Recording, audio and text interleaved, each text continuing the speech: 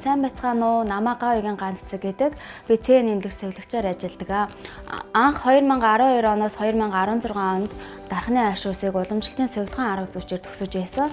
Миний мэргэжлийн гол давуу тал нь гэх юм бол хүний биед одоо гартан үдлээрээ сэтгэл зүгээрээ бие сэтгэлээ зориулж ажилладагаараа их давуу талтай.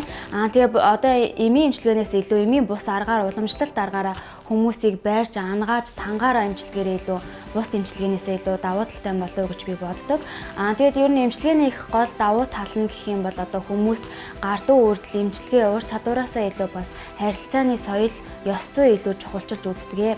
За миний хувьд бол би бол хүмүүст чадах чинээгээрээ тусалж чадах чадвараа гаргаж хүмүүсийг одоо айл болох сэтгэлд нь хүрж барьж одоо тэр хүнийг илаашруулж нүүрэнд нь инээмсэглэл тодруулах айгуу дуртай.